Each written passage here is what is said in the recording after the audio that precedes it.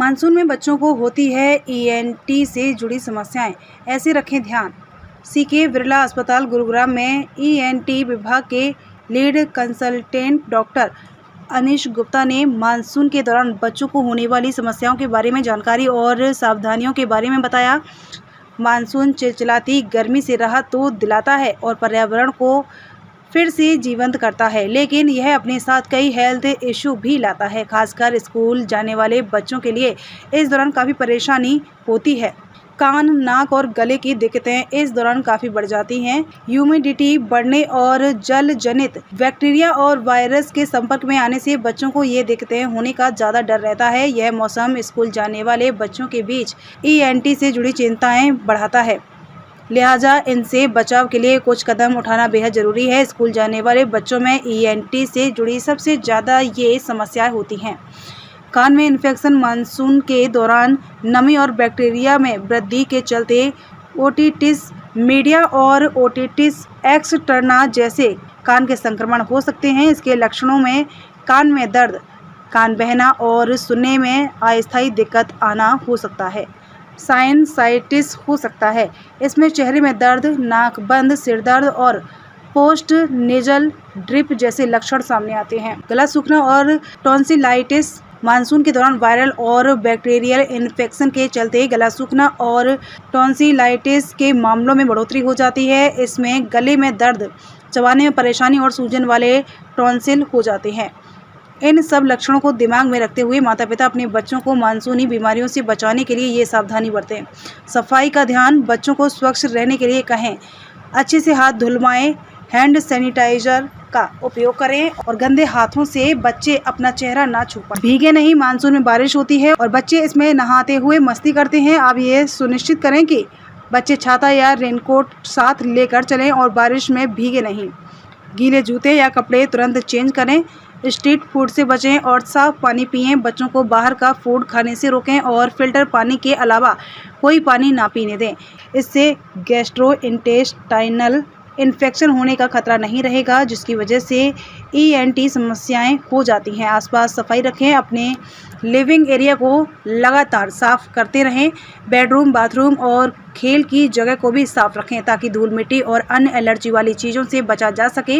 Allergen control, धूल और pollen allergy से ईएनटी की समस्या तेज़ी से बढ़ने का डर रहता है, इसलिए इंडोर वातावरण को धूल मुक्त रखें और ज़रूरी हो तो एयर प्यूरीफायर का उपयोग करें और पीक पोलन टाइम के दौरान खिड़कियां बंद रखें। कैसे किया जा सकता है इलाज? एंटीबायोटिक, बैक्टीरियल संक्रमण के मामले में अच्छे डॉक्टर से एंटीबायोटिक दवाई लें जो ईएनटी रोगों के खिलाफ कारगर हो। नाक की सफाई, नेती पॉट या नेजल स्प्रे से नाक की सफाई करें और उसकी रुकावटों को खत्म करें। इससे साइनसाइटिस को रोकने में मदद मिलती है। हालांकि यह सब एक डॉक्टर की देखरेख में ही करना चाहिए। सर्जरी, क्रोनिक टॉन्सिलाइटिस के गंभीर मामलों और लगातार होने वाले कान के इन्फेक्शन से जुड़े केस में सर्जरी से भी इलाज किया जाता है।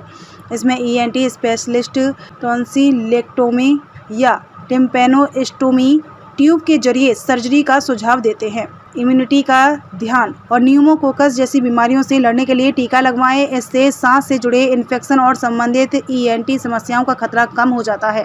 मानसून स्कूल जाने वाले बच्चों के लिए काफ़ी चुनौतियां लेकर आता है। ऐसे में इस दौरान बच्चों को होने वाली ईएनटी की समस्याओं के जागरूक होना और उनके बचाव करना काफ़ी अहम साबित हो सकता है। व्यक्तिगत स्वच्छता को बढ़ावा देना, दूषित पानी और स्ट्रीट फूड से बचना और एक स्वच्छ इंडोर वातावरण बनाए रखना इसमें काफ़ी महत्वपूर्ण है। लगातार या गंभीर लक्षणों के मामलों में ईएनटी स्पेशलिस्ट को दिखाएं ताकि सही तरीके से रोग का पता लगाकर इलाज किया जा सके। हेलो एवरीवन, मैं doctor Anish Gupta, ENT surgeon CK Birla hospital से। मानसून का समय आ गया है, बारिशों का समय आ गया है, हमें खूब एंजॉय करना चाहिए, पर इसके साथ साथ हमें अपना ध्यान भी रखना चाहिए क्योंकि इन्फेक्शंस बहुत कॉमन होते हैं इस वेदर में। खास तौर पर नाक, कान, गले के इन्फेक्शंस और ज़्यादातर बच्चों में बहुत ही कॉमन है। ये इन्फेक्शन इसलिए कॉमन होते हैं क्योंकि मौसम में नमी बढ़ जाती है और उस नमी के कारण जितने भी कीटाणु हैं, बैक्टीरिया हैं, वायरस है, फंजाई हैं, इनकी ग्रोथ बहुत बढ़ जाती है और इतनी बढ़ जाती है कि हमें उनका एक्सपोजर भी बहुत ज़्यादा बढ़ जाता है। बच्चों में खास तौर पे कॉमन है, क्योंकि बच्चों का जो इम्यून सिस्टम है वो डेवलप नहीं हुआ है, और दूसरा स्कूलों में बहुत सारे बच्चे इकट्ठे होते हैं और प्ले एरिया में भी बहुत सारे बच्चे होते हैं, तो आपस में एक्सपोजर होके इन्फेक्शंस काफ़ी कॉमन हो जाते हैं। तो हम क्या क्या इन्फेक्शंस देखते हैं यूजुअली, जैसे कान में होता है मिडल ईयर इन्फेक्शंस, और कान की स्किन में होता है स्किन इन्फेक्शंस, जिसमें को हम बॉयल्स भी बोलते हैं, और कभी कभी कान में फंगस लग जाती है जिसे हम फफूंदी भी बोलते हैं।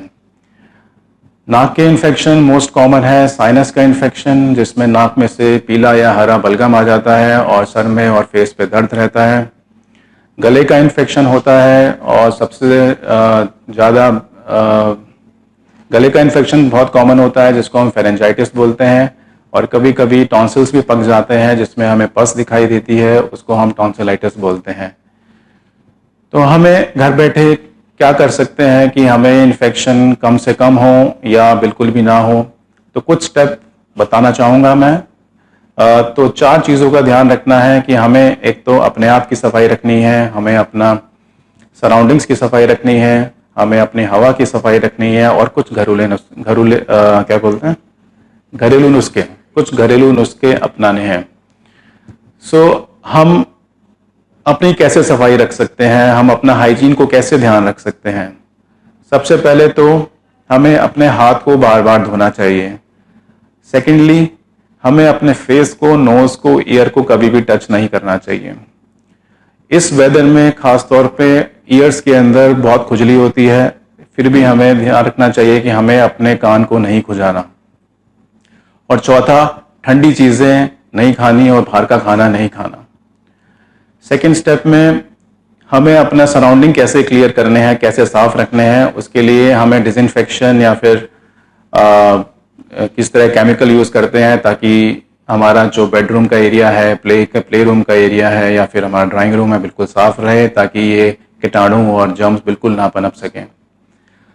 हमारे हवा को कैसे क्लीन करें। हमारी हवा जो होती है मेन सोर्स होती है इन्फेक्शन का, तो और जो इससे हमारी एलर्जीज भी बढ़ती हैं।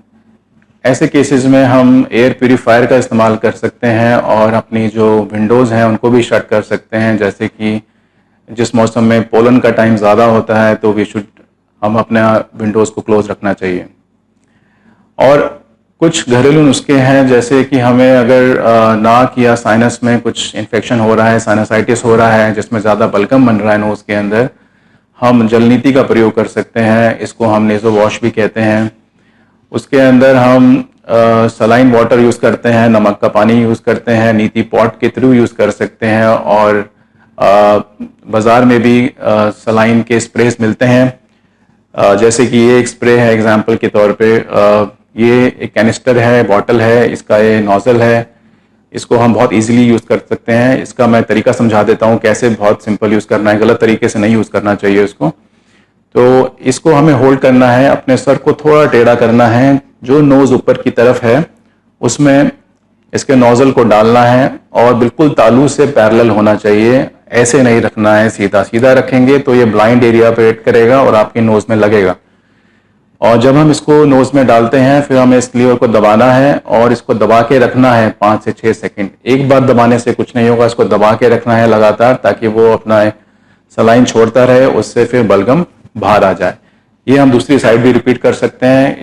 इस प्रोसेस को हम दिन में कितनी बार भी कर सकते हैं। एक्यूट फेजेस में, जैसे अगर अभी इन्फेक्शन हुआ है, बहुत ज़्यादा इन्फेक्शन है, तो हम दिन में 5-7 बार 10 बार भी यूज़ कर सकते हैं और धीरे धीरे इसको हम कम कर सकते हैं। लेकिन ये सब करने के बाद भी अगर आपकी इन्फेक्शन रहती है या आपको प्रॉब्लम रहती है तो प्लीज़ अपने ENT कंसल्टेंट को ज़रूर दिखाएं। धन्यवाद।